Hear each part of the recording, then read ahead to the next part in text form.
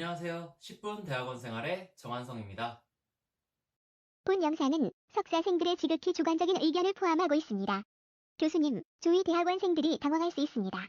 무분별한 공유는 조이 대학원생들에게 공감받을 수 있습니다. 안녕하세요. 전국 대학원생 여러분들. 어느덧 2020년입니다. 새해 인사가 조금 늦었는데요. 죄송합니다. 이렇게 새해 첫 영상을 조금 늦은 감이 있지만 이렇게 여러분들께 보여드릴 수 있어서 정말 기쁘고요. 올해 2020년 쥐띠의 해죠. 누가 그러더라고요. 흰쥐의 해인데 실험동물의 해가 아니냐. 조금 이해 못하실 수도 있겠지만 주로 실험동물을 사용할 때 흰색 렛들을 많이 사용하거든요. 좀 재미없는 농담이었지만 죄송합니다. 아무튼 올해 여러분들 계획하신 일 모두 잘 되시길 바라고요. 만약에 올해 졸업을 예정하고 계시다면 정말 수고하셨습니다. 여태까지 정말 대학원생 생활 정말 고생 많으셨고요. 정말 축하드립니다. 그리고 올해부터 대학원생이 되시는 분들 여러분들도 축하드립니다. 이제 다 같은 상황이 된 거니까요. 아무튼 새로 시작하시는 분들 그리고 앞으로 졸업하시는 분들도 앞으로 하시는 일 모두 잘 되시길 바랍니다. 네, 인사가 조금 길었고요. 그래서 오늘 이야기를 해볼 내용은 지난 시간에 이어서 계획서 작성법에 대해서 얘기를 해볼 건데 계획서를 작성할 때 가장 어려운 부분 중에 하나가 이제 예산을 작성하는 거라고 생각을 합니다.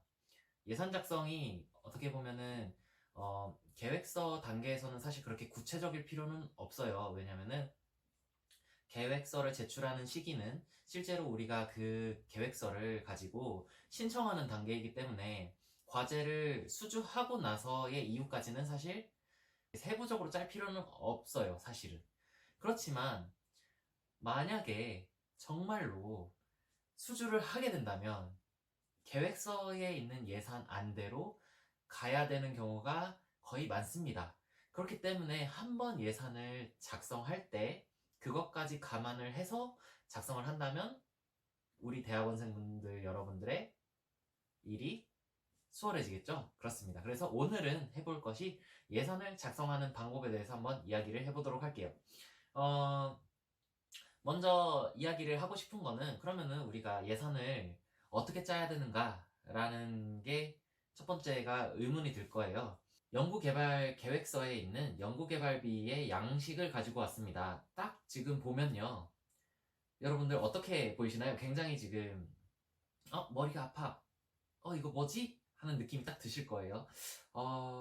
자, 하나하나 좀 읽어볼게요. 우선 직접비라는 게 처음에 보이고요. 또 간접비라고 하는 것도 보이고요.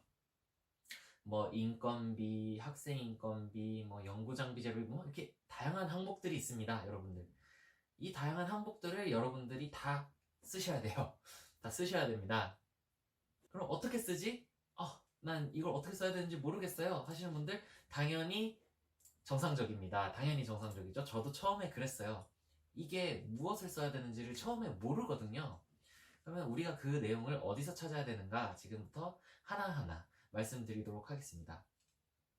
자, 방금 전에 저희는 양식을 확인했습니다. 계획서에 있는 예산안의 양식을 먼저 포맷을 확인했고요. 그러면 이제 이 양식을 지난 시간에 확인했듯이 어디 가서 본다고요? 전문기관 홈페이지에 들어가면은 양식에서 확인할 수 있습니다. 그럼 마찬가지로 이 예산안을 어떻게 작성해야 되는가에 대한 것도 그곳에 가면 있지 않을까요? 맞습니다. 자, 보게 되면요. 지난 시간과 마찬가지로 전문기관의 홈페이지에 들어가서 관련 규정 및 서식에 접속합니다. 접속이 아니라 클릭을 합니다. 관련 서식에 들어가게 되면요. 다양한 서식들이 나오게 되는데 이 중에서 연구비와 관련된 서식지는 이렇게 5가지 정도로 먼저 확인할 수가 있어요. 1번부터 보면은 참여기업 연구개발비 부담 기준이라고 나와 있습니다.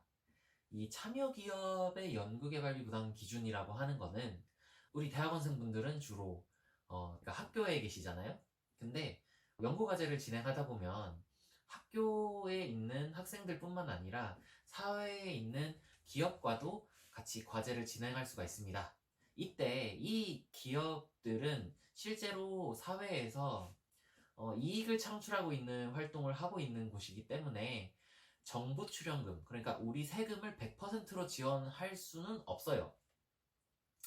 그렇죠. 아무래도 기업 입장에서는 이 과제를 참여를 함으로써 본인들의 홍보 효과도 나을 거고, 앞으로 거기서 개발된 기술을 본인들이 이용할 건데, 당연히 세금을 100%를 가져간다? 이거는 누가 봐도 합리적이지 않습니다. 그렇기 때문에 그 기업들이 연구 과제에 참여하고 싶으면 그 기업도 일정 부담금을 내야 돼요. 그거를 이제 이곳에서 확인할 수가 있습니다.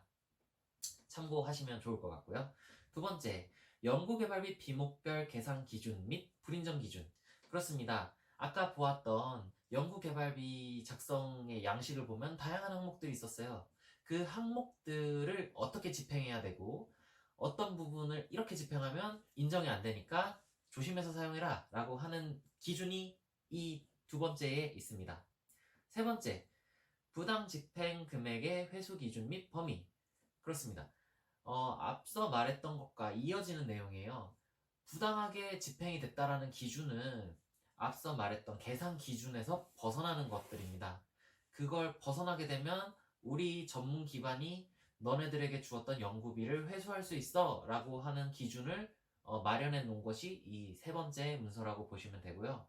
네 번째, 연구비 카드 사용 및 관리 기준. 요즘에는 대부분의 연구비가 현금을 사용할 수 없게 되어 있어요. 그러면 어떻게 연구비를 지출해야 되냐?